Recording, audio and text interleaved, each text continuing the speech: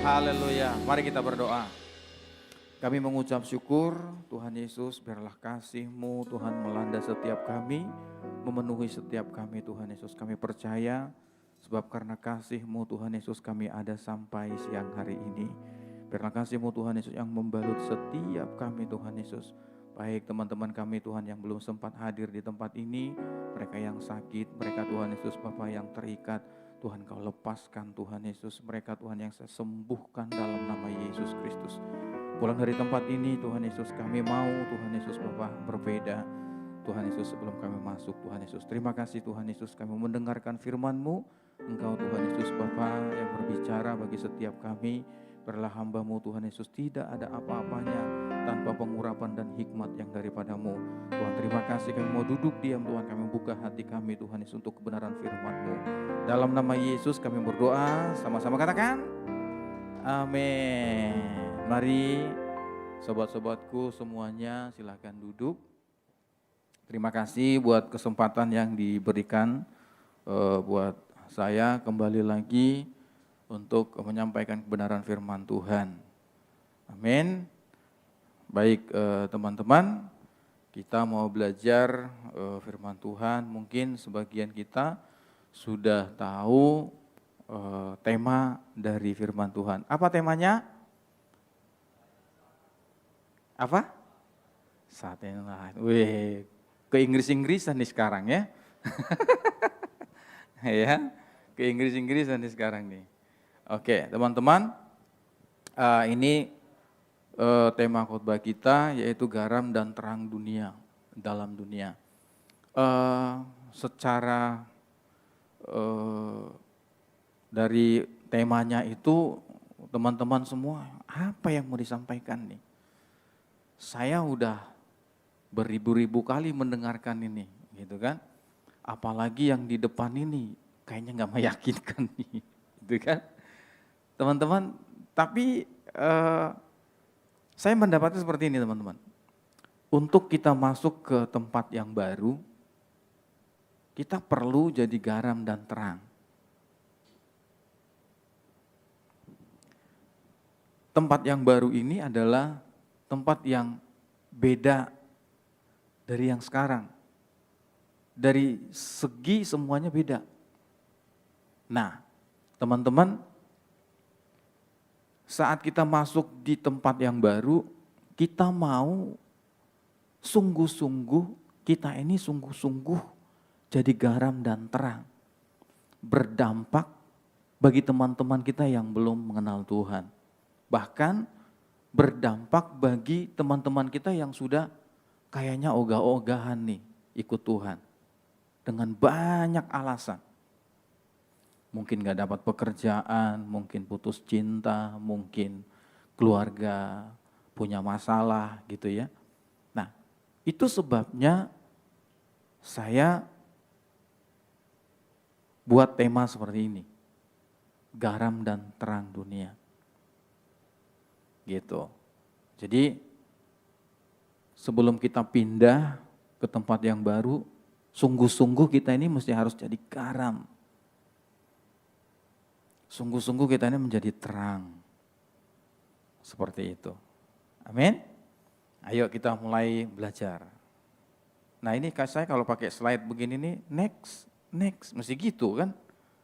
Gitu. Iya mesti begitu, kecuali kalau pakai apa namanya? Apa tuh namanya? Yang apa? Pointer, betul. Iya, iya kan? Ya ini. Mana? Saya mah nggak usah ditunjukin ini aja nih. Nih ya. Kenapa sih Tuhan Yesus itu seringkali memberikan perumpamaan saat berkhotbah kepada orang-orang Yahudi pada saat Yesus melayani? Kalau kita lihat perjalanan Tuhan Yesus itu selalu dia ada perumpamaan. Selalu ada dikasih contoh begitu. Kenapa sih? Apa sih alasannya Tuhan Yesus itu melakukan seperti itu?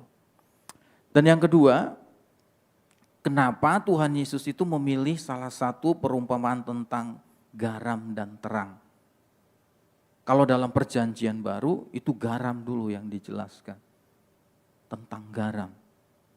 Kenapa? Gitu ya. Mungkin teman-teman sudah ada kepikiran seperti itu juga. Kenapa sih selalu ada perumpamaan-perumpamaan seperti itu? Nah, ini dia nih. Next. Ya kan, next lagi. Mana? Gak kelihatan itunya. Halo? Nih jawabannya. Karena Tuhan Yesus itu mau menyampaikan kebenaran firman itu kepada orang-orang Yahudi pada zaman itu.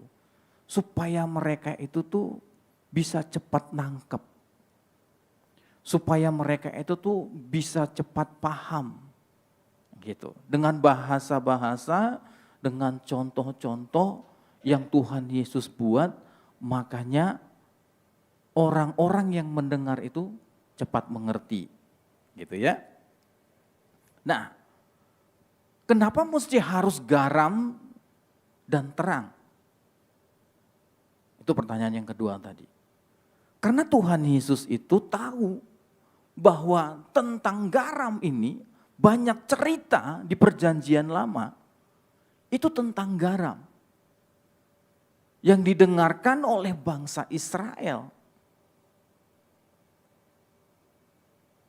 Jadi Tuhan Yesus itu berpikir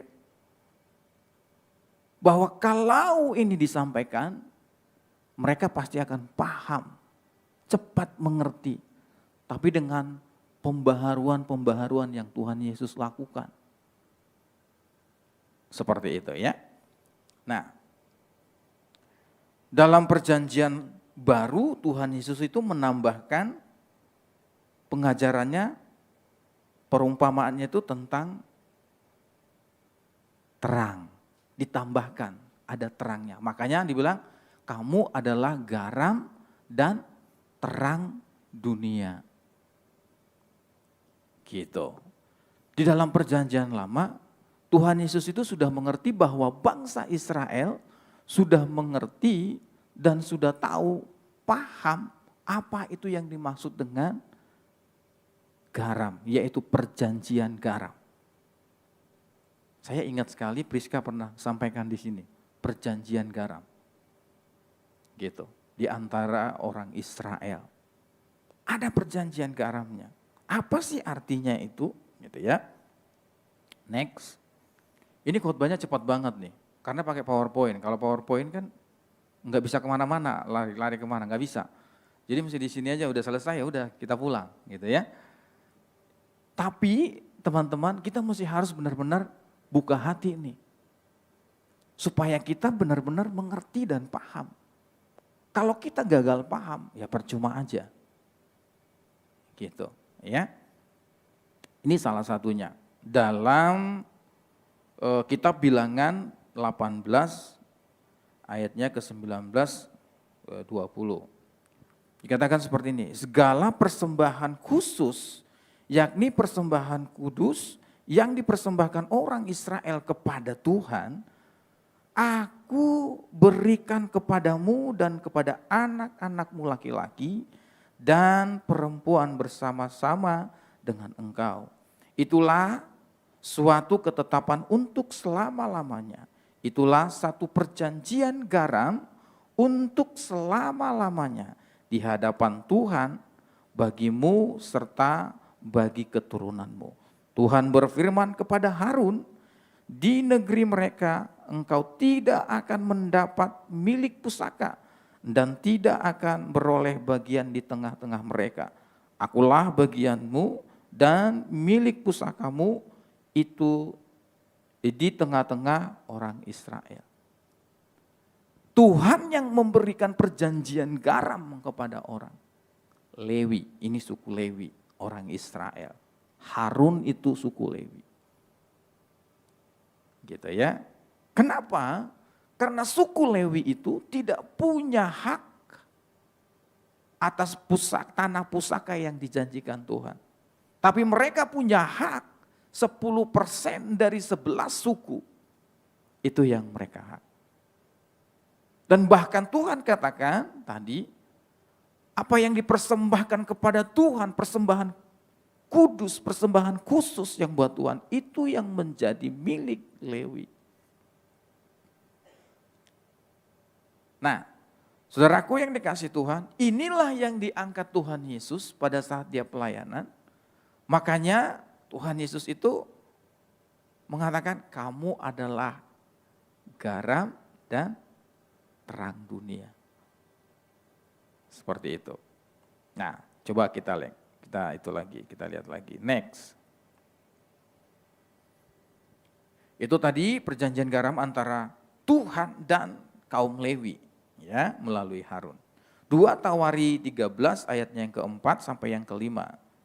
Dikatakan, lalu Abia berdiri di atas gunung Zemaraim yang termasuk gunung Efraim dan berkata, dengarlah kepadaku Yerobeam dan seluruh Israel.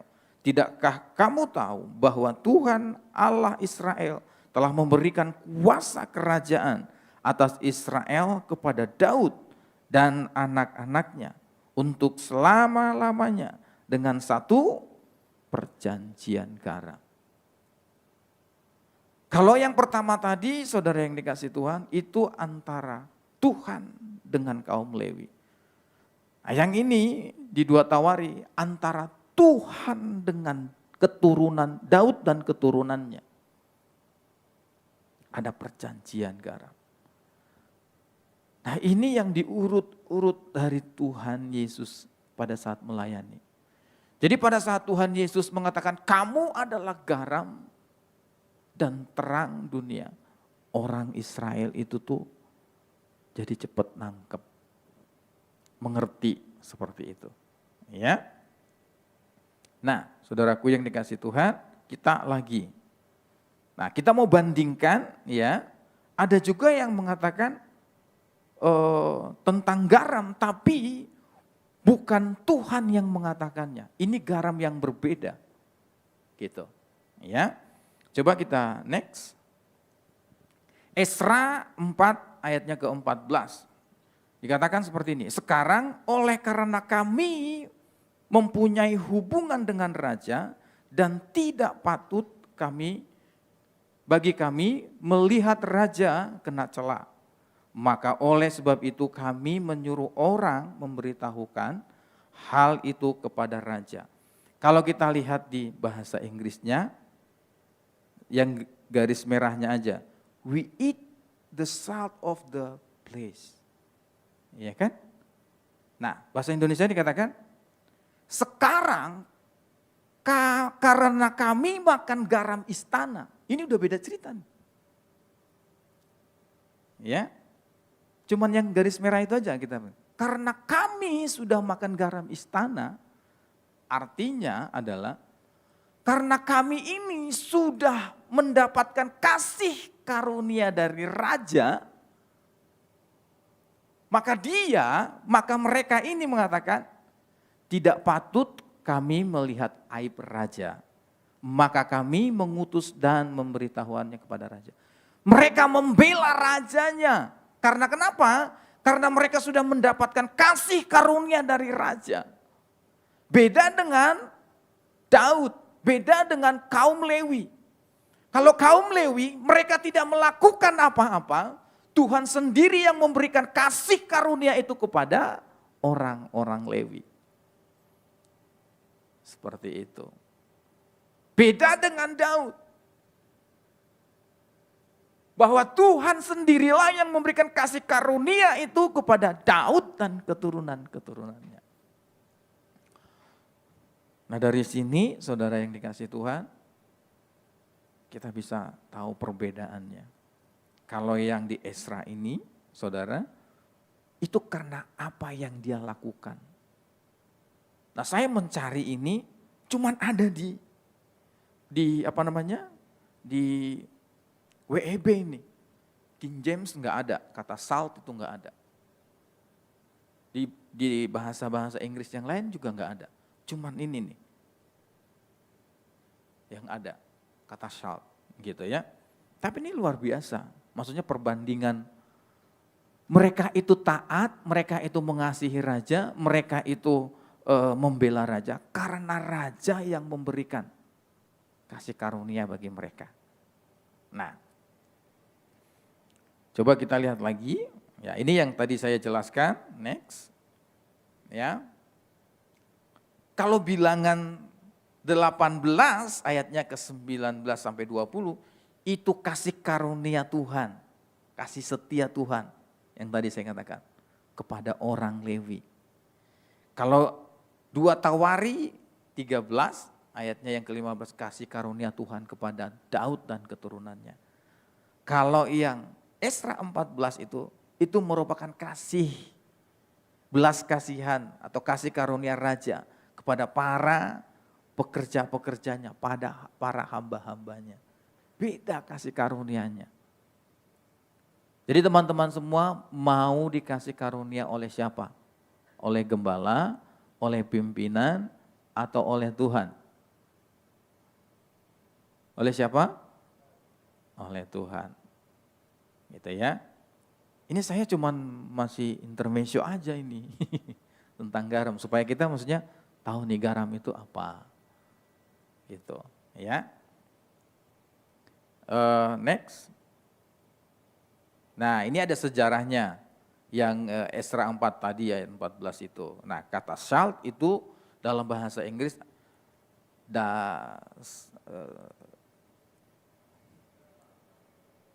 salah itunya ya. Akar katanya itu dari salary atau gaji.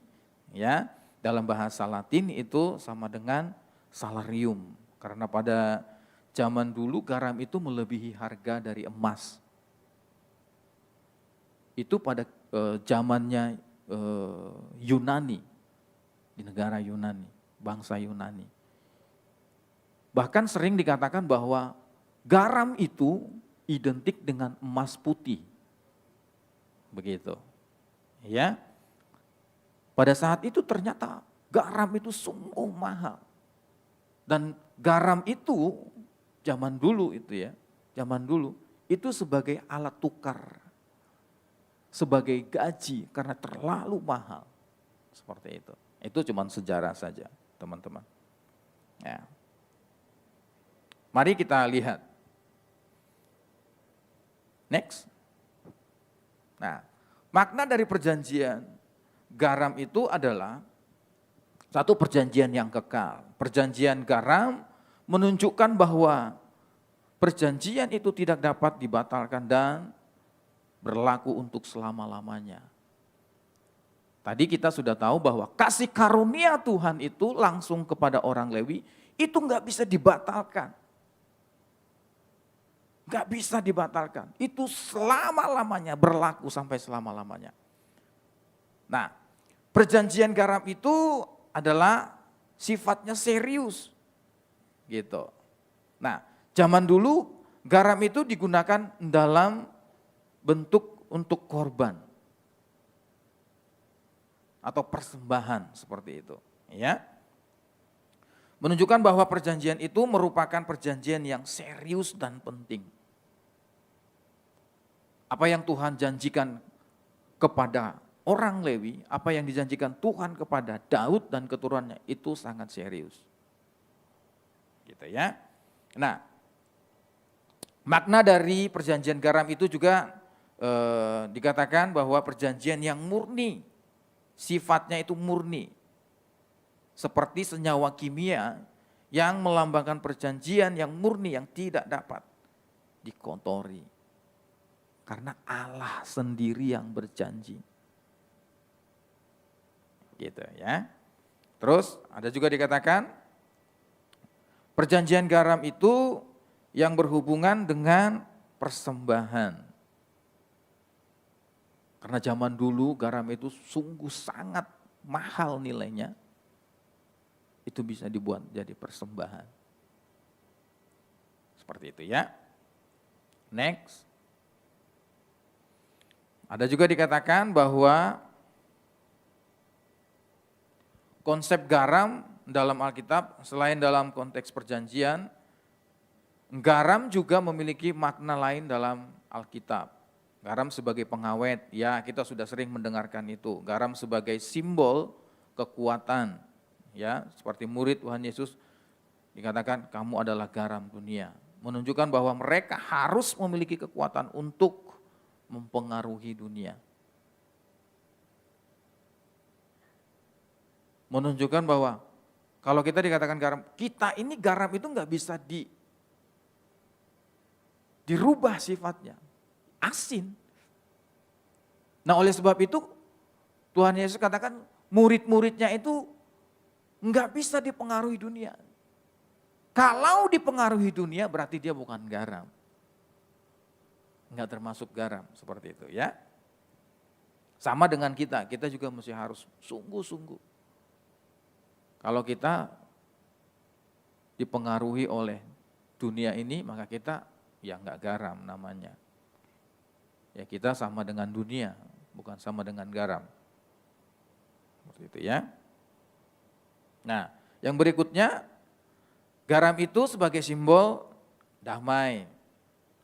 Ayat dalam Markus 9 ayat yang ke-50 berbunyi, hendaklah kamu sebagai memiliki garam dalam dirimu dan berdamailah seorang dengan yang lain. Gitu. Jadi bentuk garam itu adalah simbol dari perdamaian juga. Suka hal-hal yang damai. Seperti itu. Nah, yang terakhir, garam itu sebagai simbol keadilan. Ya, dalam kitab Yakobus garam digunakan sebagai simbol kata-kata yang baik dan yang benar, bukan kutuk. Seperti itu. Amin, teman-teman. Nah, kita masuk lagi, next. Dalam perjanjian baru Tuhan menambahkan terang dalam perumpamaannya. Makanya dikatakan garam ditambah terang. Nah, garam itu saudara berbicara tentang rasa. Nah, kita mulai masuk nih pelan-pelan. Rasa. Garam itu berbicara tentang rasa. Kita punya rasa enggak? Kalau kita enggak punya rasa, kita bukan garam. Orang lain merasakan enggak kehadiran kita? Kalau orang lain tidak merasakan kehadiran kita, berarti kita bukan garam, teman-teman. Ya, coba kalau kita datang satu kumpulan nih, satu kumpulan, lagi ngobrol, tiba-tiba kita datang, nimbrung nih, langsung bubar, ya kan? Ayo. Teman-teman, kalau kita begitu, orang yang begitu, kita mesti cross check tuh, apa yang salah. Serius. Iya dong. Berarti orang, teman-teman yang ngumpul-ngumpul itu tidak merasakan kehadiran kita. Justru mereka, aus banget sih. Sorry ya. Chris, boleh gak? Justru mereka menjauhin kita.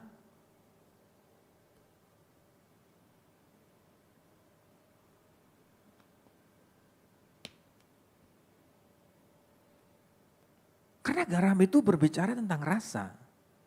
Ada yang merasakan kehadiran kita. Teman-teman, masa kalau kita jalan di tempat yang sepi, sunyi gitu, merinding nih, merinding. Masa setan kita rasakan? Wah, ada setannya di sini nih. Setan aja kita bisa rasain. Teman kita yang begitu gedenya datang ngumpul sama kita bubar. Iya kan? Masa?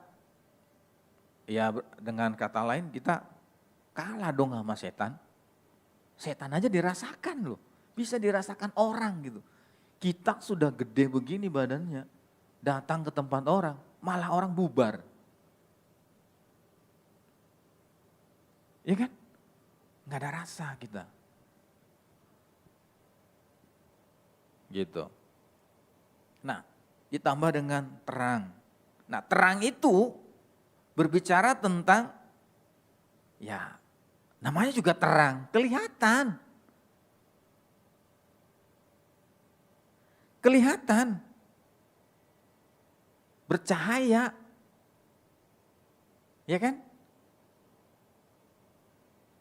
apa yang kita lakukan orang lain bisa lihat, nggak sembunyi-sembunyi. Iya kan? Sembunyi-sembunyi balik belakang ngomongin orang gitu. Jadi apa yang kita lakukan orang tahu. Nggak sembunyi-sembunyi gitu. Itu yang Tuhan katakan kamu adalah garam. Berarti kalau dengan bahasa saya gini. Kamu ini harus ada orang yang merasakan kehadiranmu.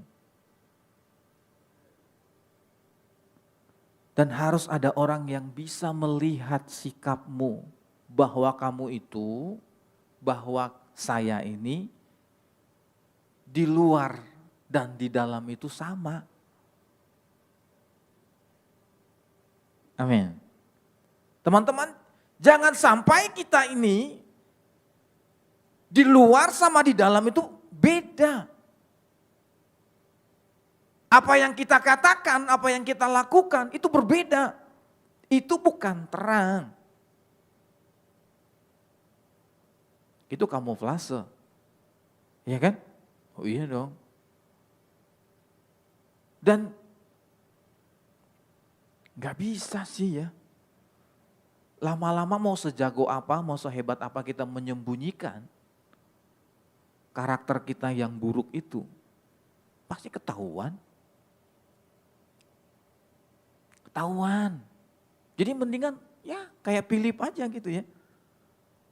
Terus terang terus. Iya kan? Iklannya Philip tuh. Gitu ya. Jadi teman-teman mari nih pelan-pelan nih kita mulai. Ya. Nah. Next. Kita mau waduh ini kesempitan kayaknya.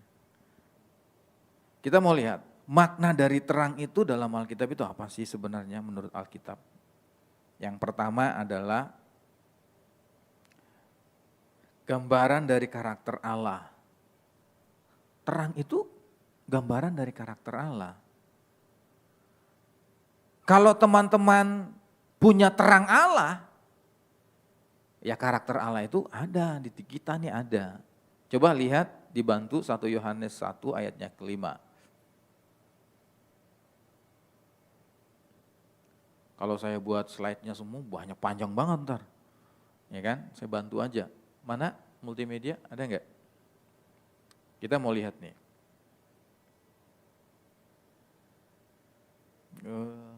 Mana itu? Ah ini deh. 1 Yohanes 1 ayatnya ke-5. Dan inilah berita yang telah kami dengar dari Dia. Dan yang kami sampaikan kepada kamu, Allah adalah terang dan di dalam Dia sama sekali tidak ada kegelapan. Kalau kita punya terang itu berarti di dalam kita ini nggak ada yang kegelapan, nggak ada yang disembunyikan. Amin. Pacaran, yang pacaran. Jangan sembunyi-sembunyi, suka sama orang lain, nanti ketahuan. Ya. Jangan sembunyi-sembunyi, kalau iya katakan iya, tidak.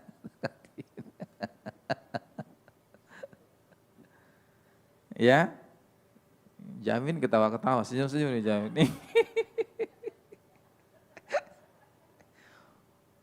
Senyum-senyum jamin nih. Ya, anak-anak muda yang BS, Bet Salom, ya, kalau suka bilang suka, kalau enggak bilang enggak. Jangan pasang jaring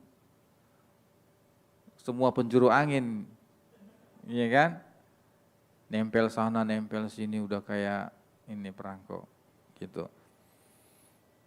Nah ternyata saudaraku yang dikasih Tuhan bahwa terang itu adalah bentuk dari gambaran dari karakter Allah. Itu karena nggak ada kegelapan di sana. Kalau kita punya terang, maka nggak ada tersembunyi dalam hati kita ini. Tulus aja apa adanya. ngomong aja apa adanya. Mau orang lain tersinggung, mau enggak, ya udah mau gimana. Emang itu adanya gitu. Ya kan? Gitu. Nah, coba lihat lagi Yohanes 8 ayatnya yang ke-12. Yohanes 8 ayatnya yang ke-12.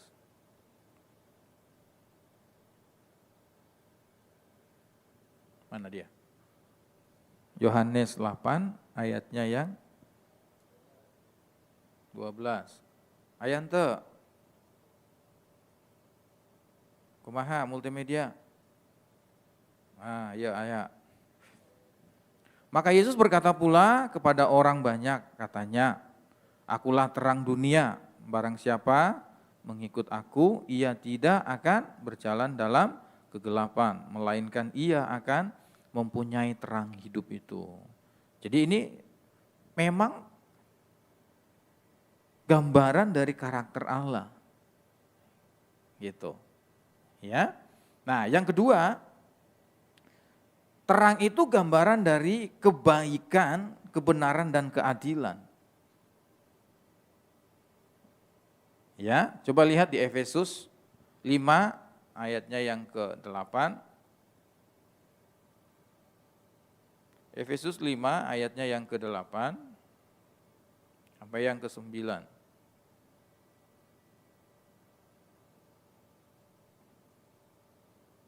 Dah, mana? Memang dahulu kamu adalah kegelapan, tetapi sekarang kamu adalah terang di dalam Tuhan. Sebab itu hiduplah sebagai anak-anak terang. Gitu ya. Nah, ayatnya yang ke-9 mana? Karena terang hanya berbuahkan kebaikan dan keadilan dan kebenaran. Kalau kita ini memiliki terang Tuhan, pasti hati kita ini punya kebaikan, pasti dipenuhi dengan kasih, pasti dipenuhi dengan keadilan, adil, gak pandang bulu. Gitu. Nah, ini adalah gambaran dari Tuhan itu sendiri. Nah, yang terakhir, yang ketiga. Mana itunya?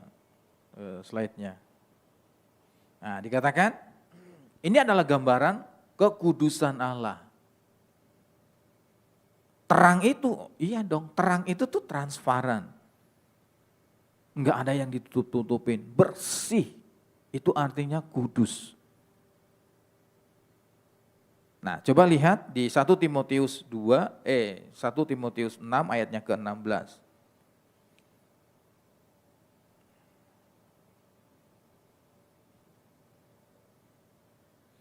Sudah? Dialah satu-satunya yang tidak takluk kepada maut, bersemayam dalam terang dan tak terhampiri. Seorang pun tak pernah melihat dia, dan memang manusia tidak dapat melihat dia. Baginya lah hormat dan kuasa yang kekal. Amin. Itu ya. Tak seorang pun yang pernah melihat dia. Memang manusia tidak pernah melihat dia, baginya lah hormat dan kuasa. Saudaraku yang dikasihi Tuhan, bahwa ini adalah satu gambaran dari, terang itu adalah gambaran dari kekudusan.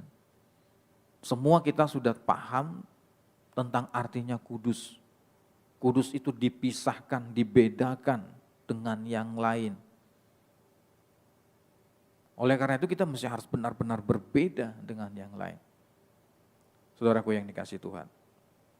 Nah, kita masuk lagi. Next. Dikatakan, kamu adalah garam dan terang di dalam dunia. Saudaraku yang dikasihi Tuhan. Garam itu rasanya konsisten. Tetap asin. Kalau saudara tidak asin, saudara berarti tidak garam. Makanya di Alkitab dikatakan, Kalau sudah tidak asin lagi, dia akan dibuang, diinjek-injek. Gitu, karena nggak berfungsi. Nah, oleh sebab itu garam itu sifatnya konsisten, saudara yang dikasih Tuhan. Nah, garam itu cuma melambangkan kasih setia Kristus. Kita mesti harus memiliki kasih itu. Bagaimana kita melihat orang-orang di sekitar kita, atau teman-teman kita, atau saudara-saudara kita. Ada enggak kita punya kasih kepada mereka? Nah, ini yang Tuhan minta dari kita nih. Nah, sebelum kita masuk ke tempat yang baru, ada enggak kita ini anak-anak muda punya kasih kepada orang-orang, teman-teman kita di luar sana yang belum mengenal Tuhan, atau mereka yang lagi kesusahan. Ada enggak kasih itu? Dengan kasih itulah kita membawa mereka ke tempat kita yang baru nanti. Kita melayani mereka dengan baik. Seperti itu. Amin. Nah, ini yang saya katakan pagi, yang poin ketiga. Slide-nya aja. Saya mah gak usah diituin. Ditunjukin. Yang ketiga dikatakan, dapat dirasakan oleh orang di sekitar kita. Ini yang saya kasih tahu tadi. Setelah kita di tempat yang baru, kita ini bisa nggak dirasakan orang lain? Kalau kita ada di sana, dapat nggak kita ini dirasakan orang lain? Tempat kita ibadah di sana, dapat nggak dirasakan oleh orang-orang di sekitar itu? Kalau itu tidak dapat dirasakan, maka sesungguhnya kita bukan memiliki garam, memiliki karakter Kristus di sana. Kita hanya membangun diri kita sendiri, membangun komunitas kita sendiri. Eksklusif namanya.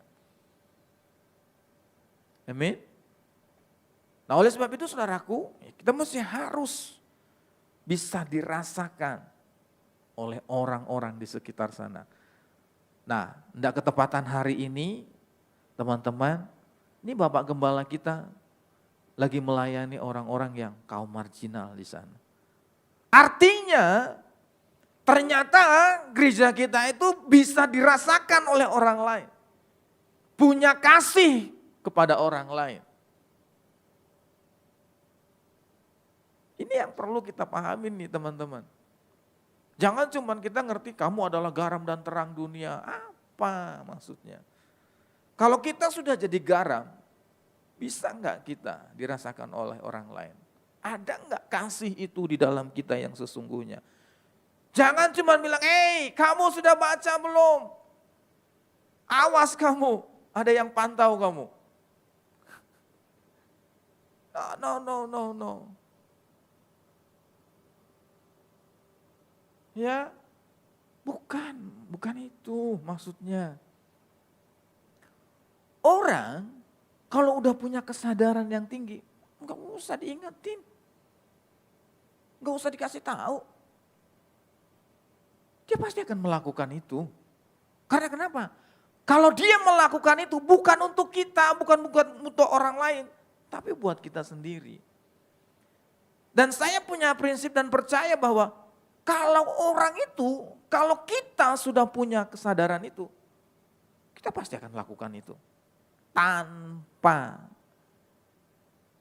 dilihat orang lain. Tanpa disuruh orang lain. Tanpa ditakut-takutin. Ya. Amin teman-teman. Saya berharap nih teman-teman, karena sifat garam itu tuh, kalau cuma di permukaan, asinnya itu cuma di luar doang. Buat darah tinggi itu. Asinnya cuma di luar itu buat darah tinggi. Tapi kalau garam itu meresep sampai ke dalam, itu yang membuat awet setiap makanan kita. Itu yang membuat awet roh kita. Itu yang membuat awet pelayanan kita. Amin. Mesti harus meresep nih. Benar-benar garam itu meresep. Karakter Kristus itu meresep di dalam kita. Kalau enggak, ya enggak jadi apa-apa gitu. Jadi kita cuman zombie-zombie yang berkedok rohani, Kristen, tapi sesungguhnya kita zombie. Karena di dalam itu tuh enggak seperti apa yang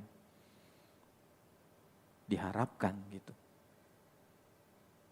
Nah ini yang perlu kita sadari ini.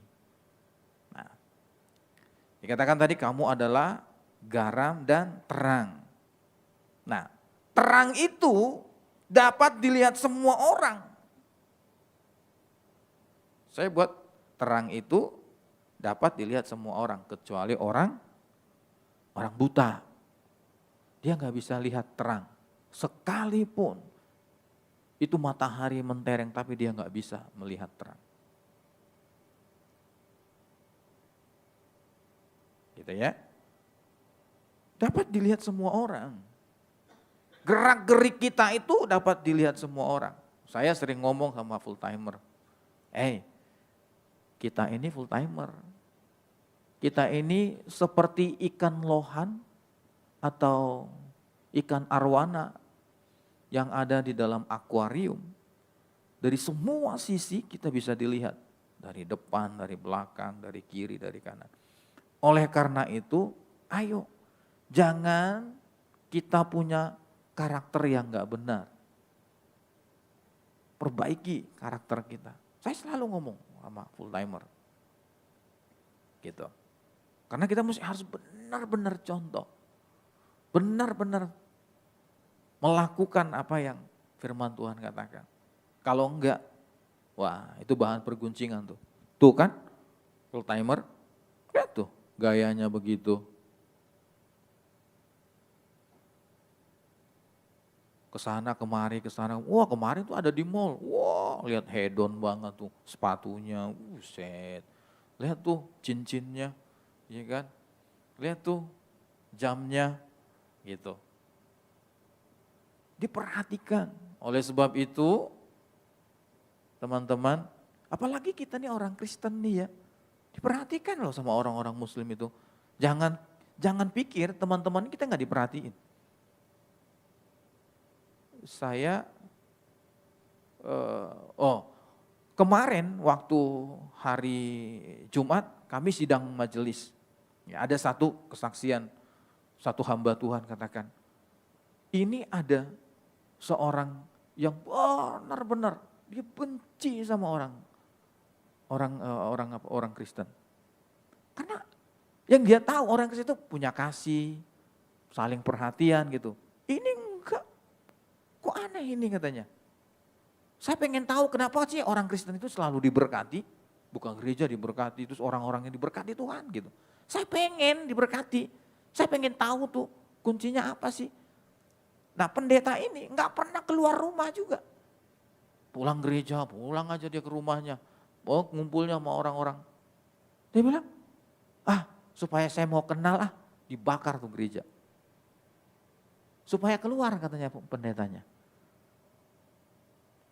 Orang ditanya, kenapa kamu suka bakar gereja? Iya, saya pengen tahu, pengen kenalan gitu sama orang-orang Kristen itu. Kenapa sih diberkati Tuhan? Nah sekarang ini dia malah dimenangkan. Dia jadi hamba Tuhan malah. Nah oleh sebab itu teman-teman, kita ini mesti bisa dilihat semua orang. Amin. Dan yang berikutnya, terang itu memancarkan sinar, itu sudah pasti. Kita tuh bersinar. Amin. Kita bersinar. Artinya kalau kita bersinar berarti setiap kegelapan itu, setiap kita datang dalam kegelapan, kegelapan itu akan sirna. Amin. Artinya kalau kita ini terang, pada saat kita datang ke teman kita yang lagi kesusahan, mereka akan dilegakan. Bersinar.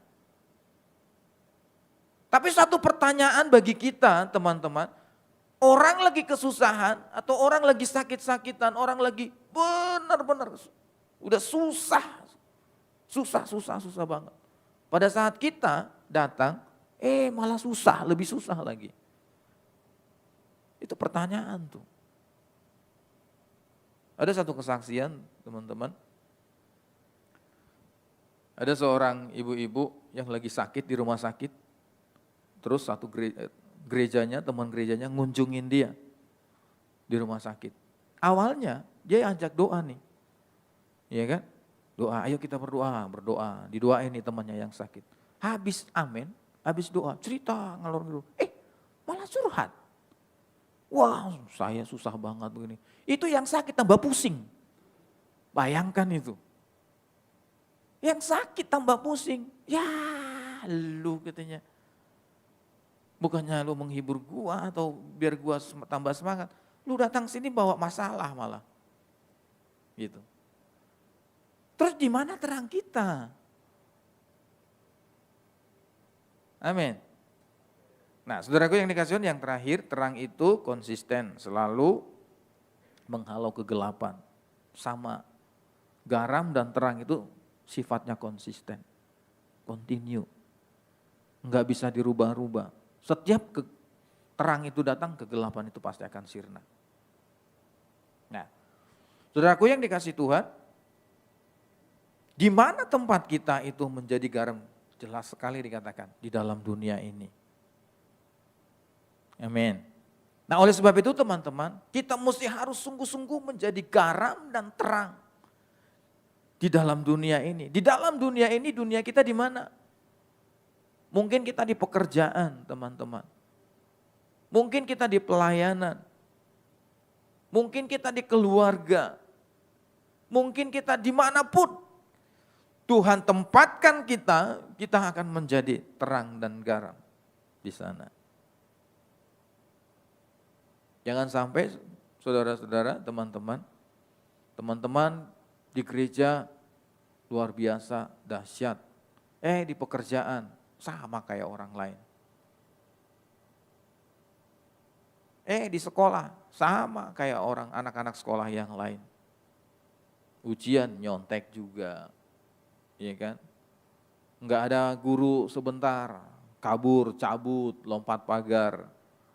Iya kan? Itu zaman-zaman saya tuh. Saya belum bertobat, tenang aja. Waktu itu saya belum bertobat. Gitu. Ya. Nyelinap dikit di toilet, ngudut, ya kan? Satingan. Giliran tuh satu batang, muter. Gitu. Iya kan? Nah, jangan seperti itu. Bagaimana kita memenangkan jiwa-jiwa, bagaimana kita menjadi contoh, bagaimana kita menjadi teladan yang bisa dirasakan dan dilihat orang lain. Kalau kita jauh dari apa yang kita bicarakan, yang kita sampaikan, yang kita dengar sore hari ini, saudara yang dikasih Tuhan. Nah, next, coba kita baca sekali lagi, ini Matius 5 ayatnya 30, yang 13 sampai 16 dikatakan. Kamu adalah garam dunia, jika garam itu menjadi tawar, dengan apakah ia diasinkan? Tidak ada lagi gunanya selain dibuang dan diinjak-injak orang. Kamu adalah terang dunia, kota yang terletak di atas gunung tidak mungkin tersembunyi. Lagi pula orang tidak menyalakan pelita, lalu meletakkannya di bawah gantang. Melainkan di atas kaki dian, sehingga menerangi semua orang di dalam rumah itu. Demikianlah hendaknya terangmu bercahaya di depan orang supaya mereka melihat perbuatanmu yang baik dan memuliakan Bapamu yang di surga. Nah, saya merubah ayat ini dengan versi saya. Boleh enggak? Boleh lah ya. Nih kita baca. Saya rubah seperti ini. Kamu adalah representasi dari kasih setia Tuhan yang adalah garam itu di dalam dunia ini. Jika kasih setia Tuhan itu menjadi tawar di dalam hidupmu, dengan apakah kasih setia Tuhan itu dinyatakan lagi di dunia ini? Amin. Enggak ada. Kalau garam itu dan terang itu enggak ada di dalam kita, ya enggak ada. Kita ini bukan representasinya Tuhan lagi. Gitu ya. Kamu adalah representasinya kasih setia Tuhan yang adalah terang itu yang dapat dilihat oleh semua orang di dunia ini. Jika kita merepresentasikan kasih setia Tuhan di dalam hidup kita, maka setiap orang akan dapat melihat kasih setia Tuhan itu di dalam hidup kita. Lagi pula, orang tidak akan berdiam diri untuk menyatakan kepada orang lain saat mereka merasakan dan melihat kasih setia Tuhan itu yang telah kita nyatakan lewat hidup kita. Artinya seperti ini. Kalau kita ini sudah menjadi garam dan terangnya Tuhan, maka orang lain akan melihat hidup kita, maka orang lain itu akan menyaksikan itu kepada orang lain. Itu kira-kira. Kalau hidup kita ini menjadi contoh, hidup kita ini menjadi teladan, maka orang yang melihat kita itu akan bersaksi, kalau kamu punya masalah, kamu punya beban, kamu mau cari tempat sharing, tuh sama Priska tuh. Gitu. Tuh sama Christian, tuh sama Jamin, gitu kan? Kenapa? Karena orang lain itu melihat kita nih. Dan menjadi solusi bagi orang lain yang melihat itu. Nah, orang itu yang sudah bebas dari masalah itu akan memberitahukan kepada orang lain. Saya teringat sama kisah cerita tentang Tuhan Yesus di mana? Di sumur. Amin. Terus janda itu datang kasih air ke Tuhan Yesus. Tuhan Yesus bilang, kalau kamu minum air yang daripadaku, kamu tidak akan haus lagi. Perempuan ini kemana pergi?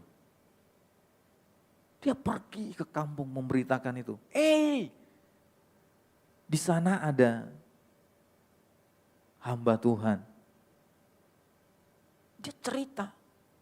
Sama juga dengan hidup kita. Orang-orang akan membawa jiwa-jiwa kepada kita. Jiwa-jiwa ke gereja kita. Karena kenapa? Karena kita itu sudah menjadi terang dan garam dalam hidup kita. Amin. Amin. Hilang. Ayatnya ke-16 tadi. Demikianlah hendaknya kasih setia Tuhan dinyatakan dengan konsisten di depan orang, supaya mereka melihat kasih setia Tuhan di dalam hidup setiap kita dan memuliakan Bapamu yang di surga. Secara konsisten. Karena garam dan terang itu sifatnya konsisten.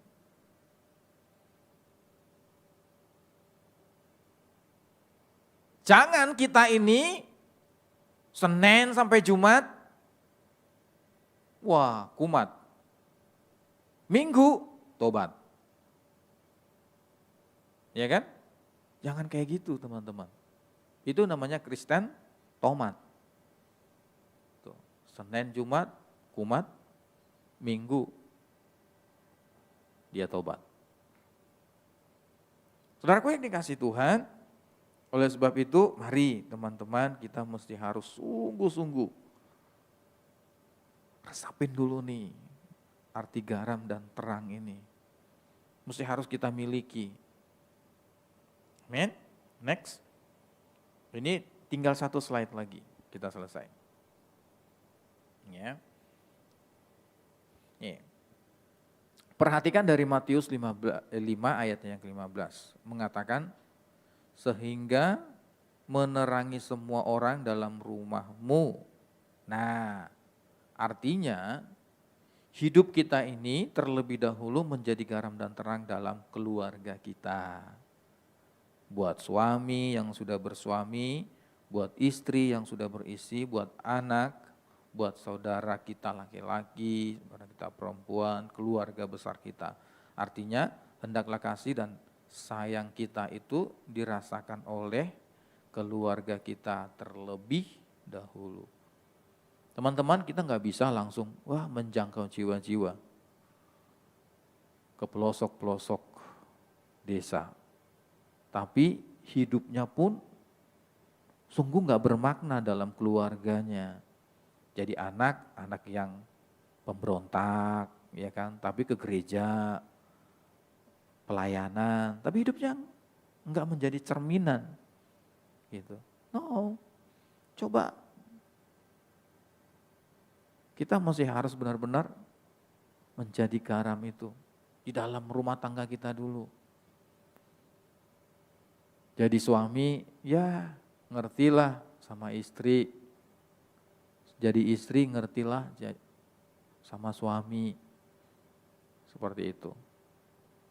Amin. Amin teman-teman.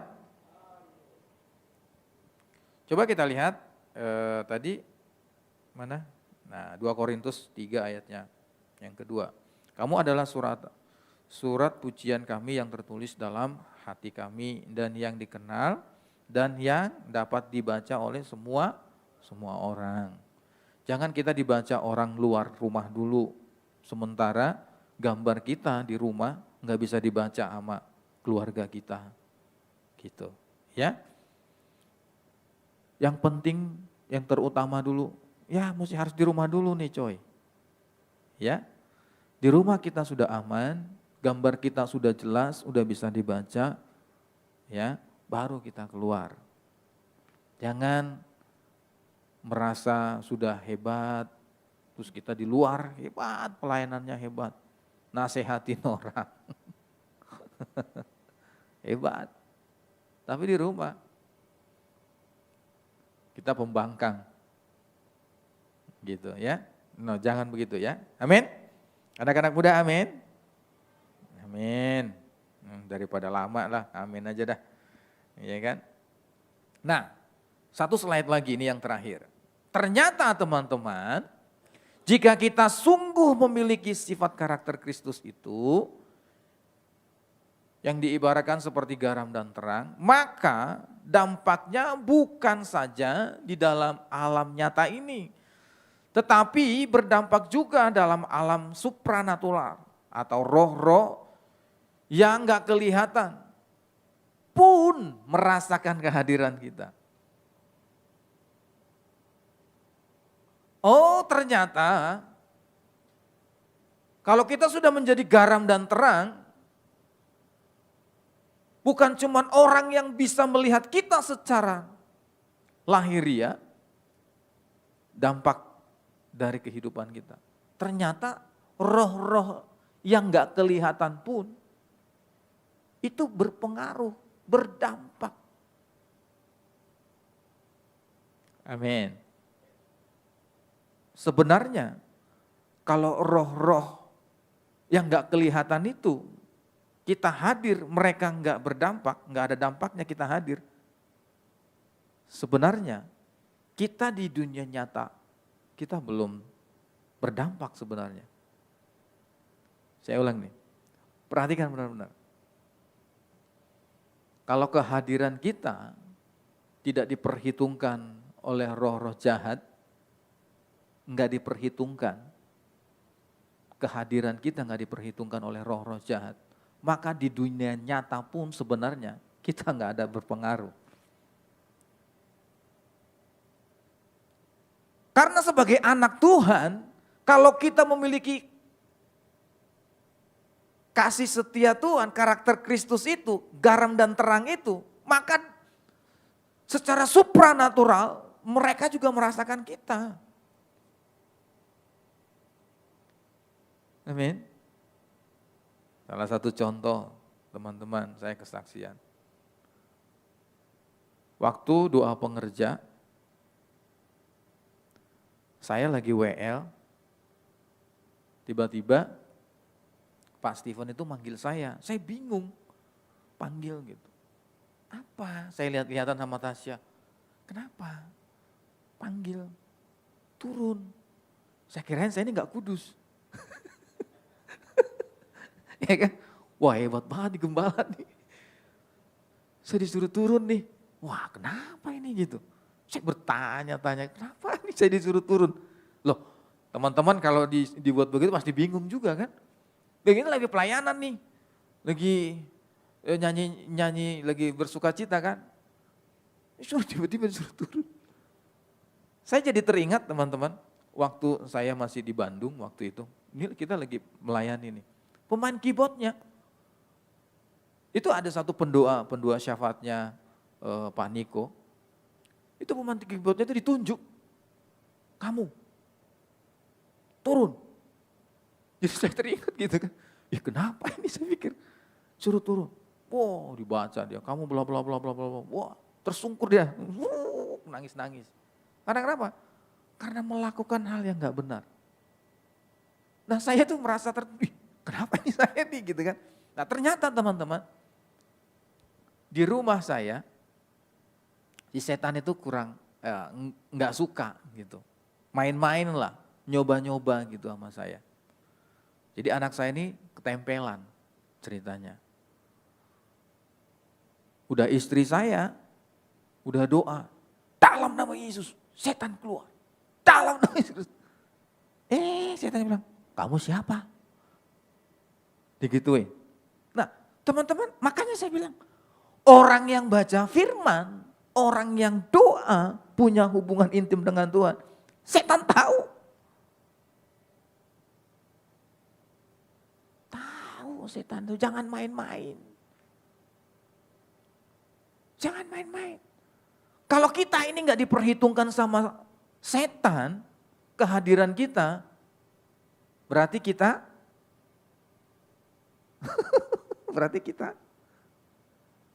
ya ini mah konco ini katanya. Udah biarin aja dulu dia melayani. Biar dulu aja dia main keyboard. Biarin dulu aja dia. WL Singers. Ini konco kita ini jagain. Jangan sampai dia serius nih sama Tuhan. Begitu.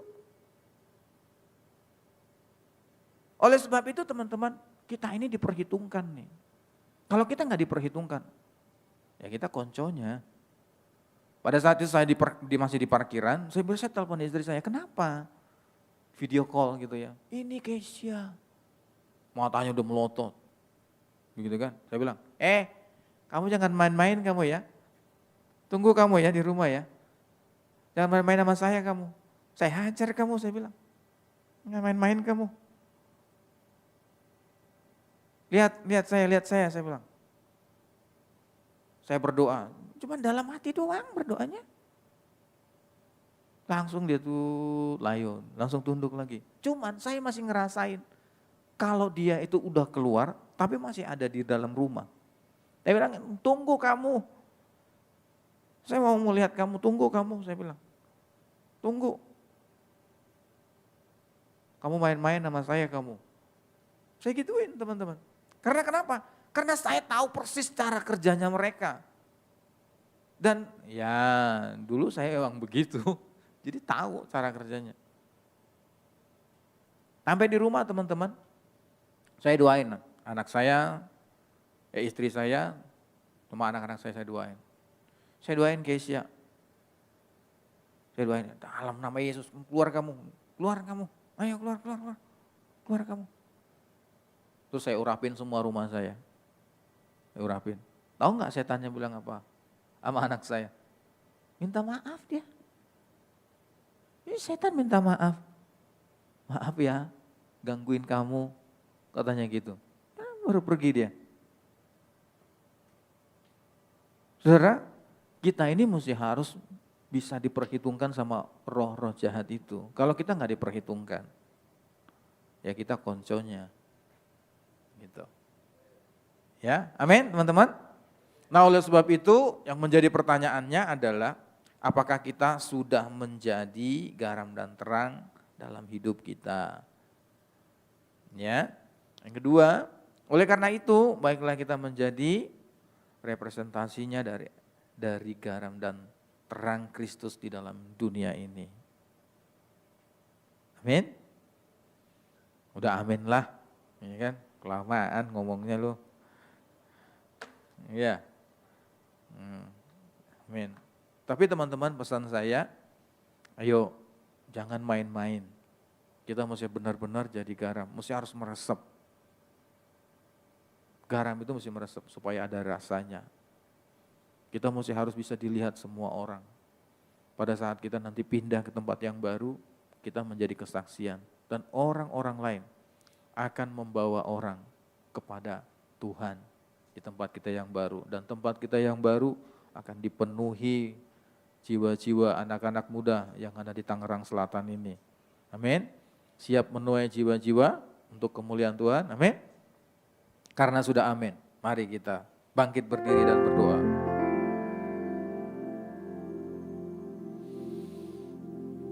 Ayo kita berdoa.